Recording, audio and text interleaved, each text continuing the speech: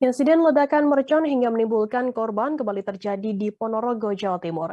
Kali ini petasan meledak di rumah Muhammad Taufik, 28 tahun, di Desa Polorejo, Kecamatan Babadan, Ponorogo pada Sabtu 30 April malam. Kapolsek Babadan AKP Yudi Kristiawan mengatakan insiden tersebut terjadi sekitar pukul 10 malam. Korban yakni Muhammad Taufik mengalami luka di kedua tangan, wajah, dan juga kedua kakinya. Selain luka bakar, luka-luka tersebut juga terjadi akibat pecahan keramik yang pecah setelah terkena ledakan. Informasi lebih lengkapnya akan disampaikan oleh rekan jurnalis kami dari Tribun Jatim, ada Sofian Chandra yang akan melaporkannya. Silakan rekan Chandra.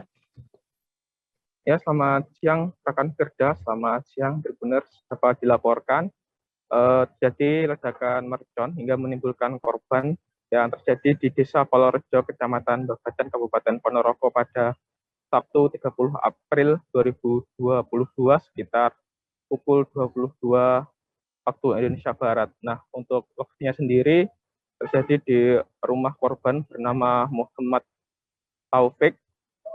Saat itu Muhammad Taufik sedang sendiri rekan kerja di dalam rumah, sedangkan ada 3 anggota keluarga lainnya yang keluar. Kebetulan ada kegiatan di musola. Akibat ledakan tersebut, Muhammad Taufik mengalami luka-luka berdarah di kedua tangan, wajah, dan kedua kakinya, dan saat ini sedang dirawat di RSUD Dr. Harjono Ponorogo. Nah, tadi sempat juga mendatangi TKP di rumah korban, nampak jajaran-jajaran darah berada di lokasi, muncrat berada baik di tembok maupun di sekitar pintu yang menghubungkan kedua ruangan. Dan saat ini rumah tersebut dikosongkan dan ketiga anggota keluarga lainnya sedang diungsikan. Tadi kami juga sempat melakukan wawancara dengan Babin Kamtibmas setempat, Bribka Lutfi, yang mengatakan bahwasanya korban ini dikenal sebagai orang yang pendiam, jadi tidak ada yang tahu warga sekitar bahwasanya korban ini sedang meracik petasan yang diduga akan digunakan dalam Lebaran Idul Fitri 2022 nanti. Korban juga jarang bersosialisasi, cenderung pendiam, sehingga tidak banyak mengetahui aktivitas korban di dalam rumah. Fakta lain juga mengungkapkan bahwa korban ini senang sekali melakukan eksperimen-eksperimen bahan kimia, termasuk terkait dengan pekerjaannya, yaitu seorang petani yang bersangkutan sering mencampurkan pupuk yang tidak lazim dilakukan pada petani-petani pada umumnya. Juga karena eksperimen tersebut juga diterapkan di bubuk mesio atau bubuk mercon yang sedang diracik di rumahnya sehingga timbul ledakan. Hingga saat ini belum diketahui bagaimana ataupun apa pemicu meledaknya bubuk mesio atau bubuk mercon tersebut hingga menyebabkan saudara Muhammad Taufik luka-luka dan sedang dirawat di Rumah Sakit RSUD Dr. Harjono Ponorogo.